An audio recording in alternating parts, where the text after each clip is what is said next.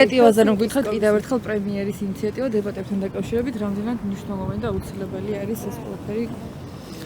ხო, აღნიშნულთან დაკავშირებით მე უკვე გავაკეთე განმარტება.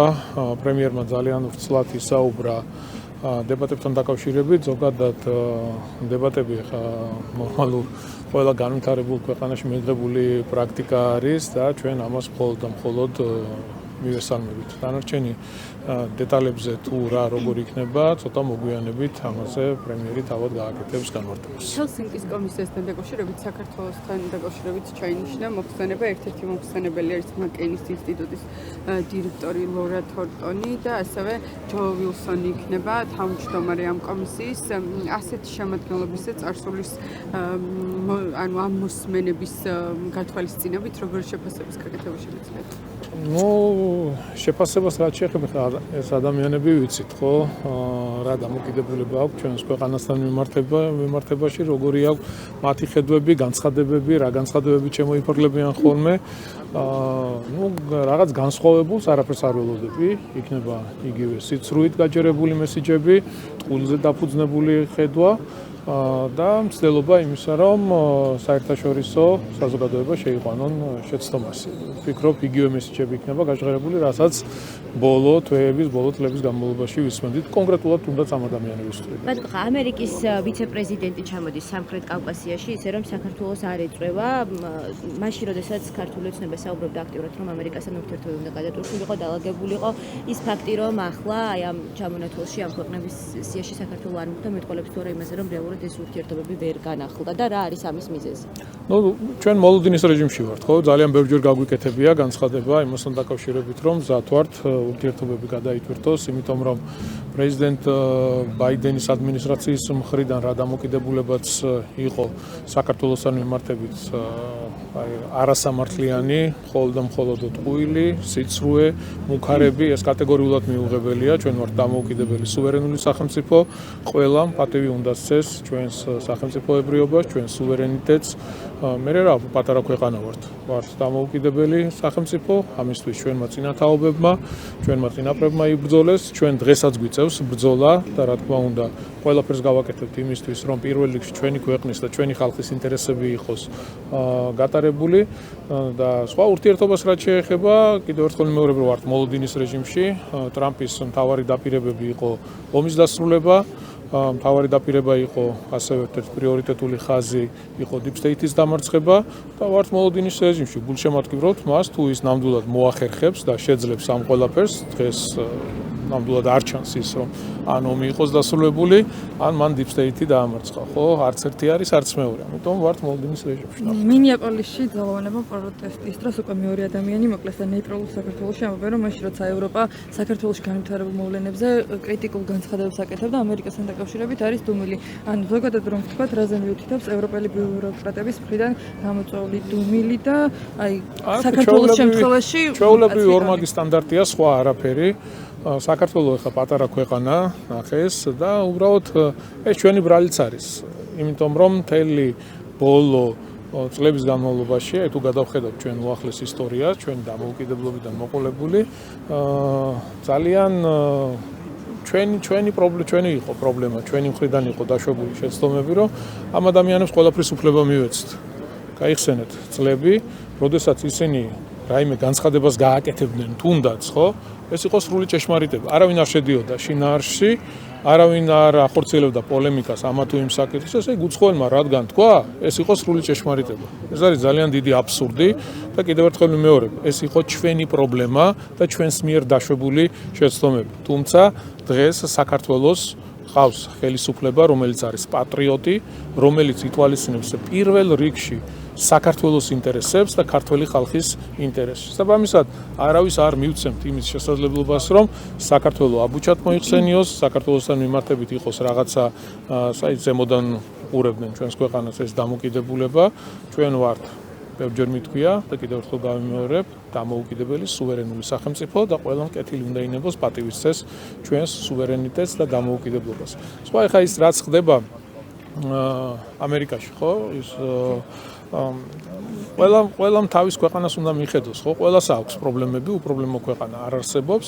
და ჩვენ რა თქმა უნდა ყველაფერს გავაკეთებთ იმისთვის რომ მივხედოთ ჩვენს ქვეყანას, მივხედოთ ჩვენი ქვეყანა, დავიცვათ ჩვენი ქვეყნის ინტერესს და მივხედოთ ქართველ ხალხს. ის რომ არის სიჩუმე აღნიშნულ ფაქტთან დაკავშირებით არის ჩვეულებრივი ორმაგი სტანდარტი. ბარემ ერთსაც გითხავთ, ევროკომისიის პრეზიდენტს და ევროკავშირის საგარეო საქმეთა უსაფრთხოების საკითხებში უმაღლეს წარმომადგენელს შორის ურთიერთობა დაიძაბა. საუბარი არის ევრობიუროკრატებს შორის.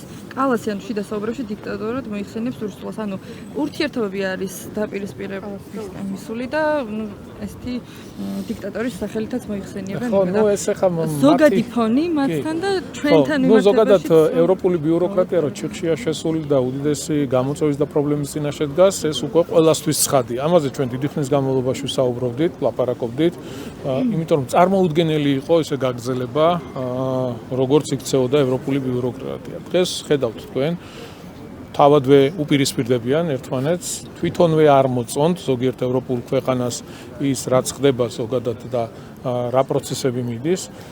შესაბამისად საზოგადოებისთვისაც, ქართველებისთვისაც ყველაფერი ცხადი და ნათელია. გაეროში უნდა წარსდგეს მოხსენებით ალექსანდრე დარახოლიძე საქართველოში ადამიანის უფლებებთან დაკავშირებით. ალექსანდრე დარახოლიძე არის სანქცირებული ბრიტანეთის მიერ და ასევე სხვადასხვა ევროკავშირის წევრი ქვეყნების მიერ სწორედ ადამიანის უფლებების დარღვევის გამო დარბევებთან დაკავშირებით. როგორ წარმოგიდგენიათ, რამდენად არის შესაძლებელი, რომ აი ეს მძიმე რეზოლუციები, რასაც ჩვენ ვნახულობთ ხოლმე და მათ შორის გაეროს ძალიან კაცრი რეზოლუცია, რასაც იყო იმასთან დაკავშირებით საუბარი საქართველოში, ასეთი მძიმე დარღვევები ადამიანის უფლებების აქამდე არასდროს ყოფილა, რაც საქართველოს დამოუკიდებლობა მოიპოვა, შეიძლება თუ არა გადაარწმუნოს ალექსანდრე დარახოლიძემ, რომელიც ასევე სანქცირებულია აი ამ მიმართულებით. აი ამ პროცესს სანქციებს არსებითი მნიშვნელობა არ აქვს, ჩვენ ვიცით სანქციები როგორ წესდებოდა, ეს მხოლოდ პოლიტიკური მოტივით იყო. არანაირად შინაარსობრივად არც ერთი სანქცია გამართული არ არის, არანაირი არგუმენტი არ არსებობს, არანაირი საფუძველი არ არსებობს, რომ საქართველოში ვინმე ყოფილიყო დასანქცირებული. მხოლოდ პოლიტიკური მოტივით ხდებოდა გადაწყვეტილებების მიღება. ასევე ჩვენ ბევრჯერ ვნახეთ, თუნდაც განცხადებები საქართველოსთან მიმართებით რატომ კეთდებოდა, ვიღაც ამაში ხდიდა თანხას, ეს იყო დაფარული ვითომ ლობიზმით, სინამდვილეში ფულს იღებდნენ იმაში, რომ ჩვენი ქვეყანა გაეშოვებინათ, ხო? ფარას დოკუმენტში ეს ყველაფერი აღწერილია და საზოგადოებისთვის ცხადი და ნათელია, ხო? ამიტომ ამ ყველაფერს არსებითი მნიშვნელობა არ აქვს. ყველა განცხადება საქართველოსთან მიმართებით რაც იყო, არის მხოლოდ პოლიტიკურად მოტივირებული, არანაირი სწორი ინფორმაცია, თუნდაც იმ ძალადობრივ აქციებთან დაკავშირებით, ვინ გამოვიდა უცხოეთიდან და ვინ ისაუბრა სიმართლე თუ რა ხდებოდა, ხო? როგორი ძალადობა იყო, როგორი ფიზიკური შეურაცხყოფა, ქვების სროლა პოლიციელების მიმართ, მოლოტოვის კოქტეილების სროლა, გინახავთ ვინმე ერთ-ერთი უცხოელი გამოსულიყო და ეს დაეგმო. აღნიშნულთან დაკავშირებით გაეკეთებინა განცხადება. ამიტომ ჩვენთვის ყველაფერი ნათელია და ყველაზე მთავარი და მნიშვნელოვანი არის ის, რომ ქართველი ხალხი ხედავს ყველაფერს, რა პროცესები მიდის და როგორი დამოკიდებულება აქვს ჩვენი ქვეყნის მიმართ, რეალურად ვინ არის ჩვენი ქვეყნის მტერი და ვინ არის ჩვენი ქვეყნის მოყარე, ეს ძალიან კარგად იცის ქართველმა ხალხმა. დარახოლიძის ნაწილზე რომ მიპასუხოთ უფრო კონკრეტულად, აი მისი წარდგენა დღეს, რასაც გააჟღერებს ადამიანის უფლებებზე საქართველოში, რამდენად შეიძლება რომ იყოს დამარწმუნებელი გაეროში რეალურად, რომ ადამიანის უფლებები საქართველოში არის დაცული, ანუ რამდენად შეიძლება მან შეძლოს რომ დაარწმუნოს ეს ადამიანები. ნახეთ, მარტო დარახოლიძის გამოსვლა არ არის. ის რომ საქართველოში ადამიანის უფლებები არის დაცული, ამას ნებისმიერი ადამიანი იქნება, ეს ორგანიზაცია იქნება, ვინც სწორად არის განწყობილი ქვეყნის მიმართ და არ არის რაღაცა პოლიტიკური მოტივები, რა თქმა უნდა, ყველა დაადასტურებს იმას, რომ საქართველოში ადამიანის უფლებები, სიტყვის და გამოხატვის თავისუფლება არის უმაღლეს დონეზე დაცული. როგორ შეიძლება, ხო? აი ჩვენ 2012 წლამდე რა მდგომარეობა იყო ქვეყანაში სიტყვის და გამოხატვის თავისუფლების თვალსაზრისით, ადამიანის უფლებების თვალსაზრისით, მაშინ იმ პერიოდს დემოკრატიის შუქურად მოიხსენიებდნენ და დღევანდელ საქართველოში ის რაც ხდება საქართველოში ამბობენ რომ თითქოს დემოკრატიული თვალსაზრისით ქვეყანა უკან გადადგა ნაბიჯები. ეს ხო ძალიან დიდი სისულელე და ძალიან დიდი ტყუილია, ხო? ხალხი ამას ხო ხედავს. საკუთარ თავზე, საკუთარ ოჯახებზე გამოცადა ჩვენი ქვეყნის მოსახლეობამ. რა იყო 2012 წლამდე და რა მდგომარეობაა დღეს. ამიტომ ის განცხადებები, რასაც ვისმენთ, ძალიან ხშირად გაგვიკრიტიკებია და ამ კრიტიკას აქვს საფუძველი და ხშირად ვამბობთ, რომ ეს არის ტყუილი. იმიტომ რომ არანაირი არგუმენტი არ არსებობს. ერთსაც კითხავთ ფასებთან დაკავშირებით, დიახ, რომ კვლავ გრძელდება შეხვედრები და ის რომ აფთიაქებზეც იქნება და ასევე ნავთობზე კონტროლის პროცესიც. რა პერსპექტივა არსებობს?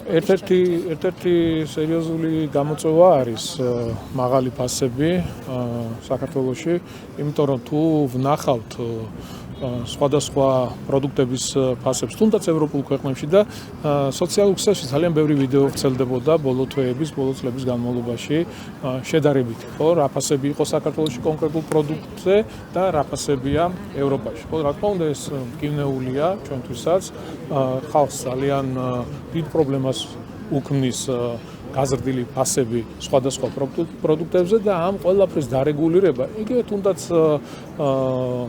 აფთიაქების მიმართულებით წამლებზე ფასები, ამ ყველაფრის დარეგულირება ფიქრობ არის ძალიან მნიშვნელოვანი პირველ რიგში ჩვენი ქვეყნის მოსახლეობის. ოპოზიციის შესაძლო გაერთიანებაზეც მინდა კითხოთ, აქტიურად საუბრობენ, რომ ერთგუნდად უნდა შეიკრან და ჩამოყალიბდნენ. ხო, ნუ რავი, ხა რა აზრი აქვს ისინი, ერთგუნდად იქნებიან, ცალ-ცალკე იქნებიან, როდესაც ხარ ქვეყნის მტერი და ემსახურები გარე დავალებებს, ხარ მართული გარედან, არსებითი მნიშვნელობა არ აქვს, იქნები ცალ-ცალკე, იქნები რაღაცა ერთ კოლგის ქვეშ, ერთი რამ ვიცით ყველა.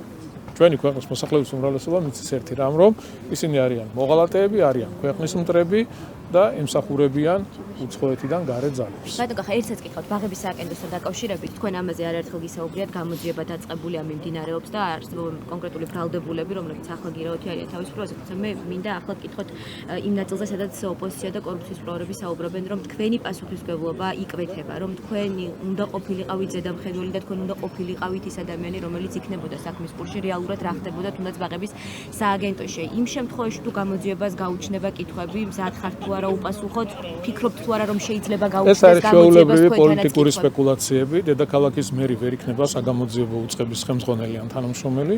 არსებობენ შესაბამისი საგამოძიებო სამსახურები, რომლებმაც უნდა გამოავლინონ დანაშაული, უნდა ჩაატარონ პრევენციული ღონისძიებები, ეს უნდა გააკეთოს შესაბამისმა უწყებებმა და არა დედაქალაქის მერმა. თუ ვინმეს დანაშაული აქვს ჩადენილი, ყველას მოუწევს კანონის წინაშე პასუხისმგებლობა. თქვენ თუ ხართ მზად რომ თუ კითხვა მე გაჩნდება უპასუხოთ გამოძიებას. ვარ პასუხისმგებელი საკუთარ თავს. მადლობა.